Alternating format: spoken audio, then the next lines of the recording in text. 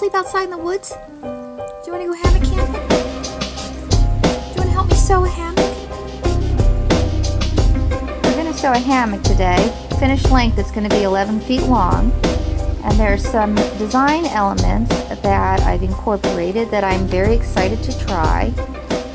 I'm going to use Hanging Out's design for a stretchable footbox.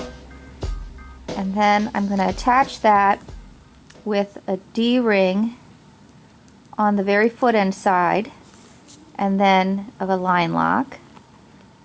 I'm also going to incorporate a few more D-rings heading towards the head end of the hammock to attach bug net and some other things too in the future. And then on the other side of the hammock, we're going to also have those 2 D-rings for securing a bug net or something, maybe a pillow. And then I'm going to include a knotty mod that's also 40 inches wide to match the width of the stretch side footbox. And this is a double thickness hammock, and that is for strength because I expect that dogs are going to want to jump in and out of this thing. I bought some materials. They include 1 ounce Hyper D ripstop nylon in charcoal gray and Spectra yellow with matching thread. I've already loaded my bobbins. I have some grosgrain ribbon with matching thread, some shock cord. This is more than what I'm going to need today. And then I've got some tiny little pieces of hardware from Dutch Wear Gear. They include some little titanium D-rings and some cord locks. So we're going to give this a try today. The first thing we need to do is cut out all of our fabric, and I'm going to need a 12-foot piece of the outer fabric to form the body of the hammock, and then both sides of the outer part of the hammock and the lining are going to use 3-inch wide strips, and so I'm going to need 12 of those cut out of the outer fabric and the footbox. And I'm going to make my own pattern for the footbox, but the dimensions of the footbox will be 13 inches by 41 inches. And then the lining fabric, I'm also going to need a 12-foot piece of outer fabric, and then I'll only need 1 3-inch wide strip of the lining fabric, and I'll also need a footbox.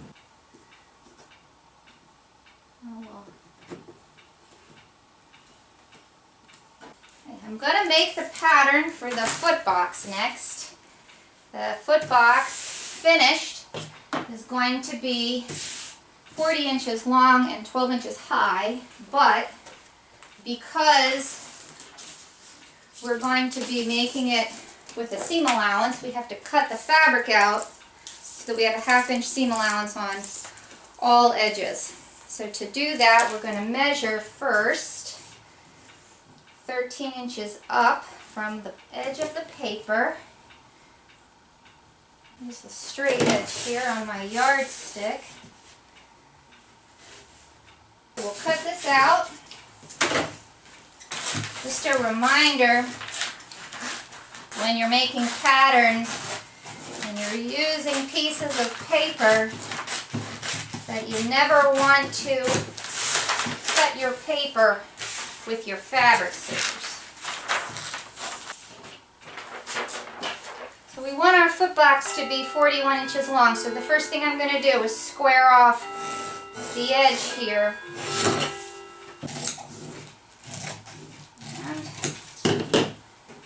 And then we'll want to measure out 41 inches. Make another mark.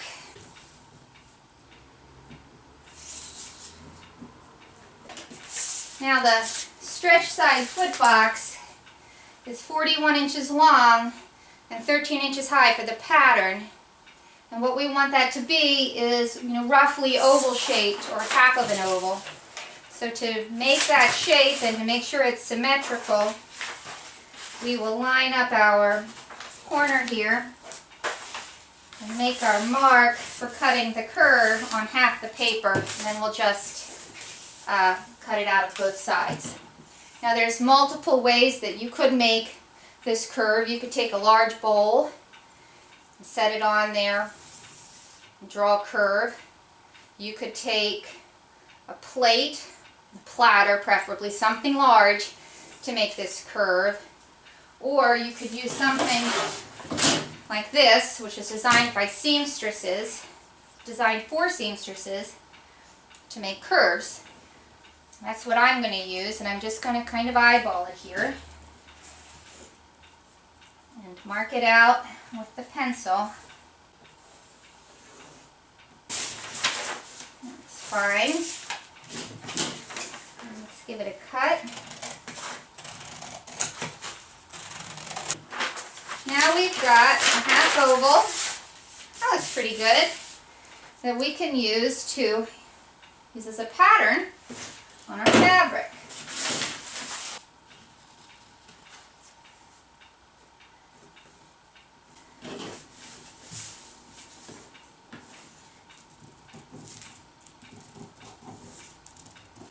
Okay, I want you to take a look at what's happening here. I've got a D-ring, and I'm going to use this ruler to measure. Anyway, this is the width that I want to pin my ribbon to right in the center. I've loaded my bobbin with black thread, and I've loaded my needle with black thread. Drop my foot on there.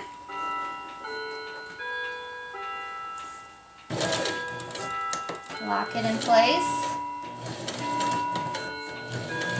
And as I go across, right before I get to the next pin, I'll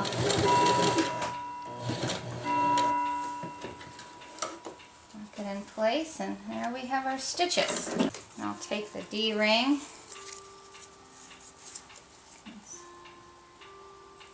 feed it through here.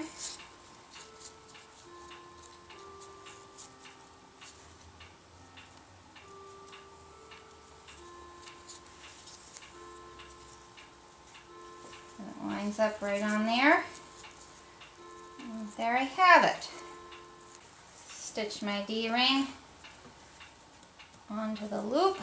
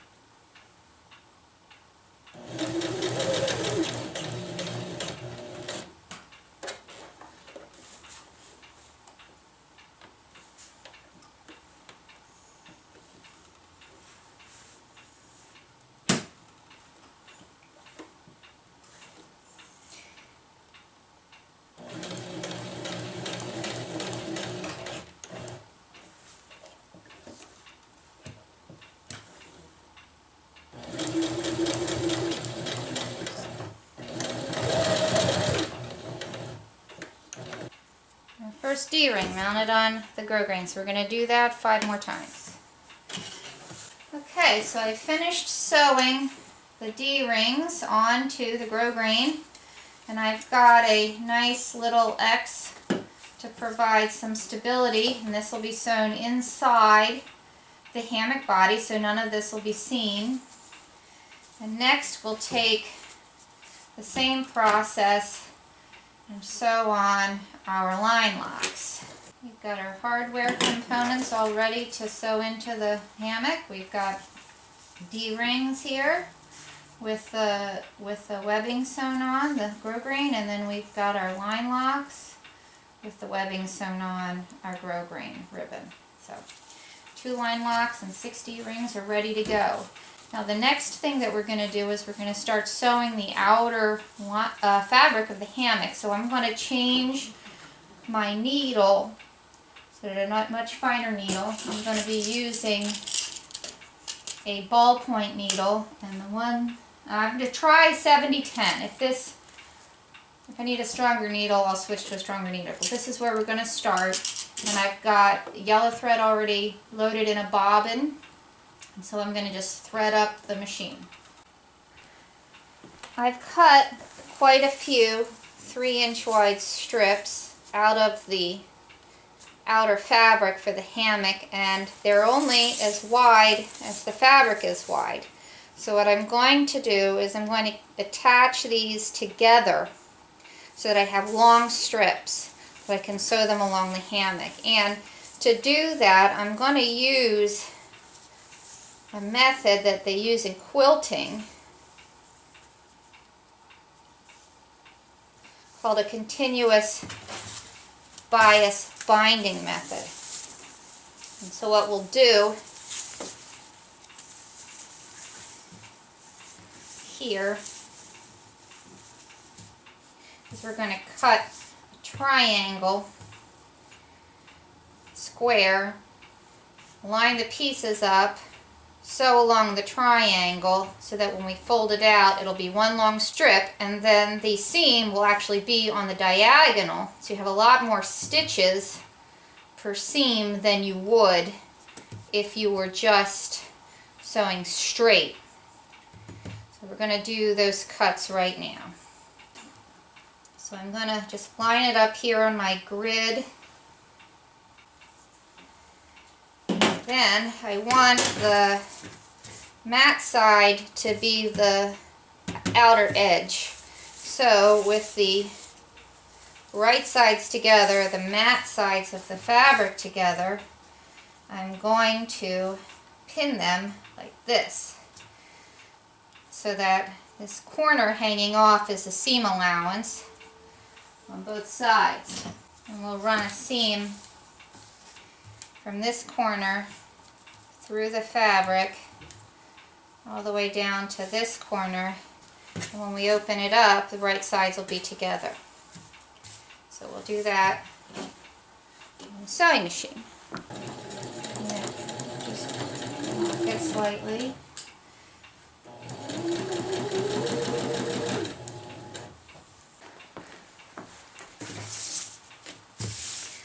A strip. Okay, so what I'll do now is I've got this strip, it's got to be at least 12 feet long, so I'm going to attach this to one of the sides of the hammock with pins.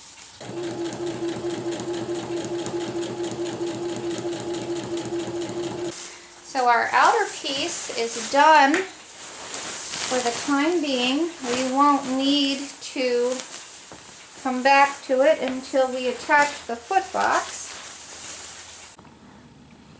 Assembling the lining side of the hammock is going to be more complicated because I have a number of pieces of hardware here that I want to insert into this 3-inch wide edge strip, and I'm going to sew those in place. So there's going to be a stretch of fabric and then a cut. I'm going to sew a stretch of another fabric, a cut, and I'm going to insert the hardware, another stretch of fabric. I'm going to cut, insert the hardware, and we're going to keep going down, and it's going to be like that on both sides of the hammock. With the right sides together, we have a 42-inch piece and the 28-inch piece. And then we're going to put in between those a D-ring. So our seam allowance is 1/2 inch, and we're going to want it centered.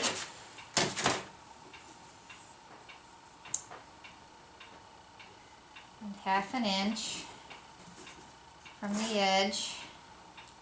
But we don't want to sew through the D-ring itself. We don't want to hit that with the needle. That'll break a needle and cause a mess. So we'll pin it so that it's about right there. Just to hold it.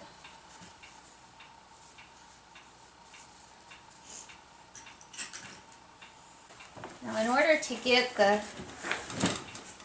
seam allowance correct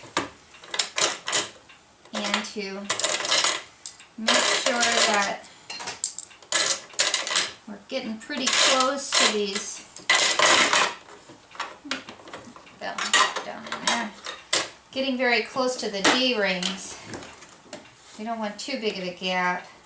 I'm going to use my zipper foot. I'm going to take my nylon foot off, put my zipper foot on, and I'm going to adjust the location of my needle. You see how my needle can slide back and forth?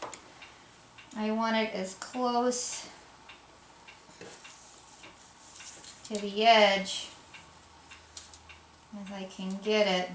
And then I want to make a point to mark out what is 1/2 inch from the needle, because that's my seam allowance. And I think that I'm going to have to do it this way. It's just this side of the foot, so I'm just going to line it up there, just on that side of the foot. I'm going to put a pin way over here just to keep my fabric square so it doesn't slide and torque away from one another.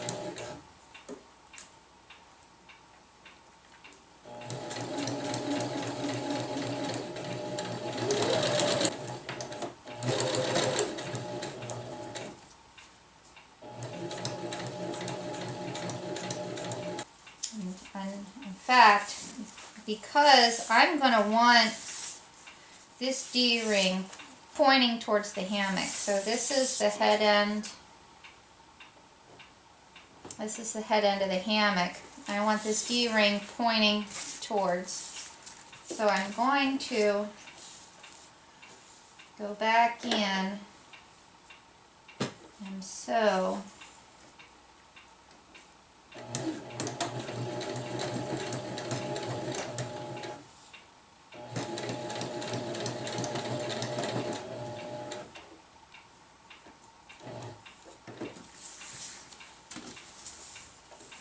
this D-ring right in place with some X's.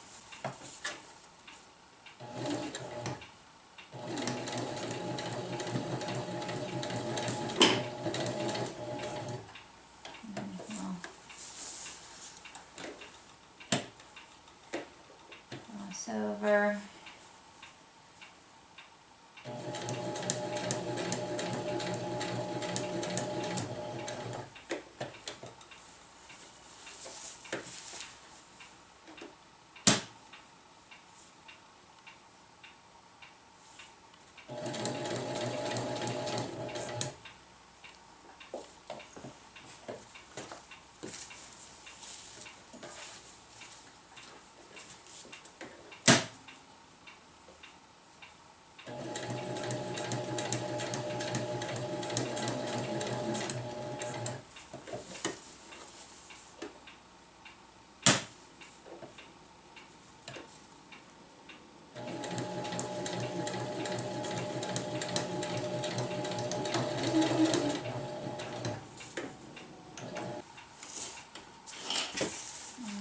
The inner edge here.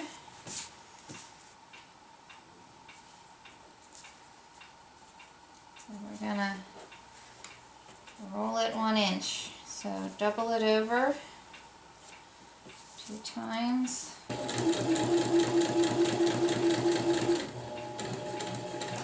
I've got my line lock here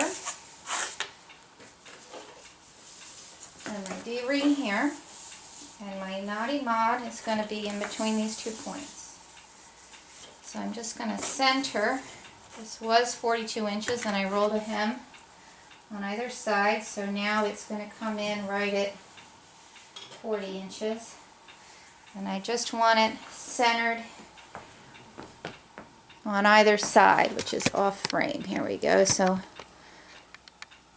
there's the knotty mod. Edge on this side, and then the edge on this side. And I'm going to do a basting stitch to make sure that this is not going to slide around, because we're going to assemble this hammock And we're going to have the outer layer, the inner layer, a lot's going to be going on, and I don't want this to slide around. So I'm actually going to do a seam that falls within the seam allowance, so later you won't be able to see it. But that'll just make sure that this isn't going to move around and go anywhere. So I'll pin that in place. I want to make sure that I'm going to do all of this stitching so that it occurs within the seam allowance. So I'm going to take it pretty close to the edge here. That way, when we assemble everything, you're not going to see the extra row of stitching. Alright, so that's now in place. It's not going to go anywhere or migrate. And then I'll be able to feed the shock cord through the channel and attach it in between these guys. It'll be nice and secure. When we're sewing the stretchable footbox side of the hammock, it's going to be very similar in assembly sequence to the other side. So the sequence is fabric, and then we've got a D-ring, fabric, D-ring, fabric, line neck, fabric, fabric, fabric, D-ring, fabric. And once you get all of those together, we'll have a piece that is 3 inches wide and 12 feet long, and then we will sew to it our pattern shape that we've cut out of the footbox. Now let's double check our work and make sure we line this up correctly and that everything is facing the right direction. So we have here a 42-inch piece with a D-ring. Then we have a 28-inch piece and a D-ring. Then a 4-inch piece, and then the line lock. And the line lock is facing the gray, which is what we want. And then we've got a 3-inch piece. And we've got our gray fabric, our lining fabric. It's 41 inches. Then we've got another 3-inch piece. Then we've got a D-ring. And then we've got our 28-inch piece. Okay, we can sew all of this together. Our 2 side pieces are done. Before we attach the footbox to this edge strip of fabric, we need to make sure that as the shock cord comes out of the footbox and it attaches to the line lock here and also to the D-ring on this side, that we leave a access point for the shock cord to exit. And so what I'm going to do is I'm going to do a 1-inch double rolled hem on the corners here, on this side and also on this side, so that there'll be a seam edge and the shock cord can come around and exit that point. And then after those 2 pieces are sewn on the lining fabric and also on the outer fabric part of the footbox, I will then attach it to the lining edge here and to the outer edge. And when I attach it to the outer edge, I'm actually going to pin the hammock from the end in so that I make sure that the footbox is at the same position on the outer fabric as it is on the lining fabric. So when it's time to sew these together, everything is going to line up.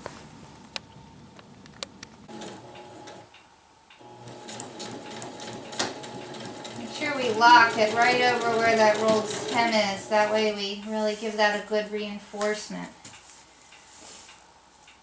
And we'll just keep sewing down.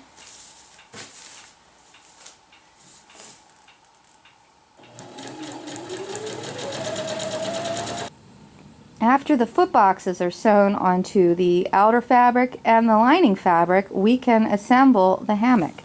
And so what I'm going to do is I'm going to run a series of pins down the entire length of the hammock, attaching the outer fabric to the lining fabric on both sides, this side and down here on this side. And then I'm going to run a straight stitch on my sewing machine with a 1/2-inch seam allowance.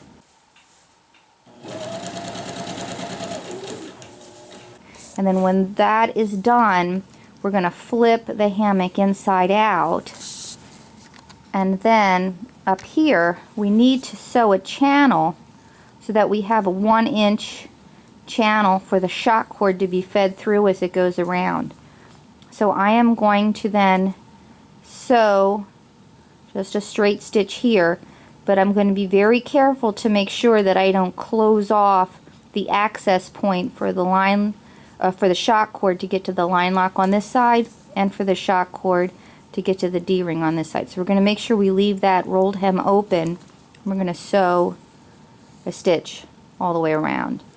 But we're going to replace the thread and the needle to gray. That way we don't have a yellow seam here. We'll just have gray thread on the top and then yellow thread on the bottom. So this nifty little tool here that fits in my sewing machine, and what it does is it serves as a guide. So I want my seam here to be 1 inch from the needle. So I want my guide to be right there. And then if I line up the edge of my fabric to that the whole way around, then I will always have a 1-inch seam. Okay, so I've got a nice gray stitch on the front, and then on the other side I've got a nice yellow stitch. So that looks pretty good. After your hammock, pieces are all sewn together and the right sides are turned out and all of the stitching of the foot box is made, what we can do is a 3-inch double rolled hem on each side. And so we'll just fold the fabric and then fold the fabric again so that we get a double rolled hem here that's 3 inches wide. And then I'm going to sew 3 rows of stitches down there. Each one is going to be a little bit apart from the next, like the width of my sewing machine foot from the foot to the needle. So that may be a little more than 1/4 of an inch.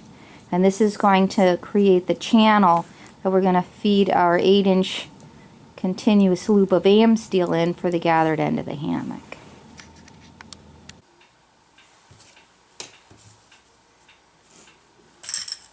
Inches.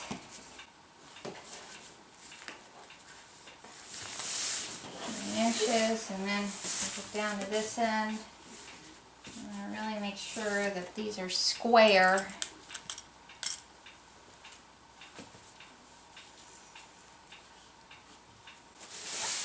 All right, now down. We'll flip it again. And we'll put our foot down right on the edge, and we shall sew. Lock it up. Now I'm following the fold with the edge of my foot.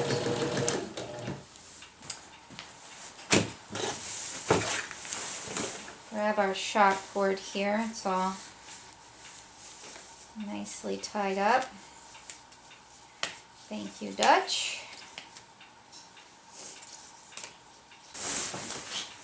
So we'll want it to be just a hair longer than the actual knotty mod because we need room to tie our knots and such. Here I have the end. So this will hold the shock cord, and I'll probably trim that a little bit.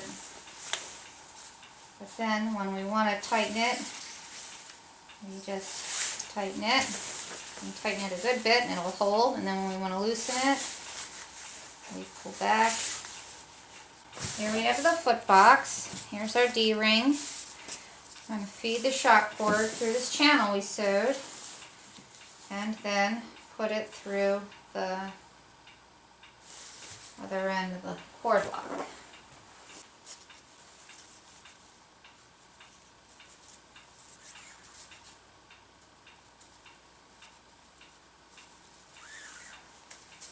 Okay, so We've got our stretch side foot box in, so when we get in the hammock and have our feet up, we can tighten that baby down. Pretty darn tight if we want, and get a really good foot box in there. But there's no pressure that's going to be placed on any part of the fabric. All the pressure is going to be on these two ends of the locks. I think this will be a great comfort, especially if I happen to have a dog in the hammock and we want a little extra room. So there we have it.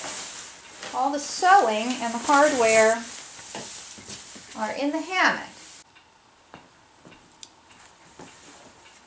So this is the head end of my hammock with a 3-inch wide channel that I've sewn, and this is the foot end, and I'm going to feed through this channel the piece of am steel that I've spliced. This is an 8-inch continuous loop that I've spliced of 7 32/2 am steel. I'm going to put yellow on the head end, and I'm going to put gray on the foot end so that I can tell the head end from the foot end apart without having to set up the hammock. And to feed it through, I'm just going to use a crochet hook.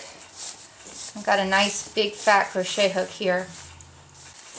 So here's the crochet hook that I fed through the channel end. I'm going to just grab my am steel in the hook, hold the other piece on my thumb, and just keep tension on it and pull it through. And here I've got the hammock on there, and I'm going to insert my ridgeline. Got a piece of zinget that I've tied a bowline in the end, and I'm just going to put that over the one loop and feed it through.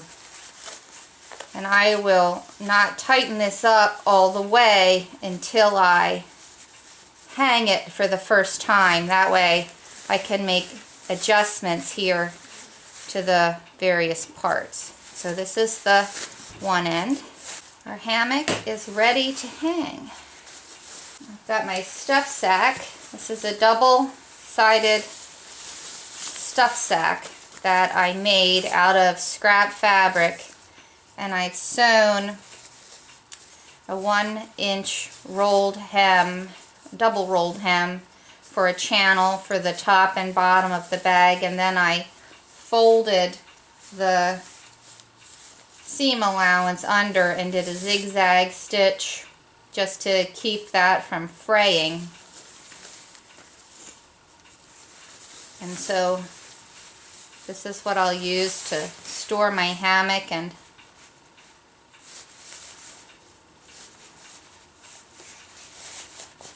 I'll keep the loop of the am steel, the continuous loop on the edge of my hammock, just sticking out of the end there. That way I can attach it to my suspension and pull the hammock out.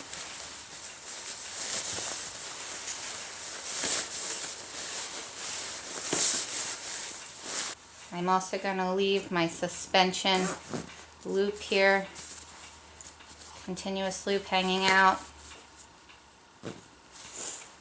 And so there you have it. This is the finished hammock ready to hang.